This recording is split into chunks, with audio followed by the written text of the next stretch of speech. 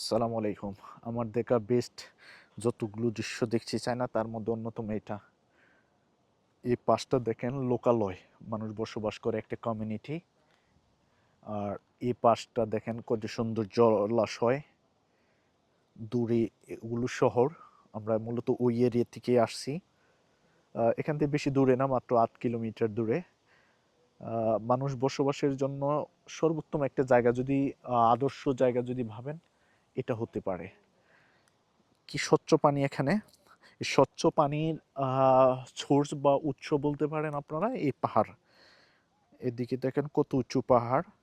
এই পাহাড় থেকে পানি চুইয়ে এসে এই লেকে বা জলাশয়ে আসে, এবং যার কারণে পানিটা এত স্বচ্ছ এবং ফ্রেশ মাছ পাওয়া যায় এখানে। এখানে মাছ চাষ করাও হয় এবং মাছ প্রাকৃতিকভাবে জন্মায় এখানে। মূলত মাছ এখানে প্রাকৃতিক বা দেশি মাছ যেটার বলি আমরা, রিসোর্স এখানে রয়ে গেছে। কিছু গাংচিলের মতো পাখি উড়ে যায় এখান দিয়ে। পাশে এয়ারপোর্ট, মাঝে মাঝে আপনি যদি এখানে বসে থাকেন বিমান ওঠা নামার দৃশ্যটাও দেখতে পারবেন। এখানে মানুষ বসে থাকে সুন্দর একটা নৌকার মতো। কত সুন্দর দৃশ্য, আলহামদুলিল্লাহ।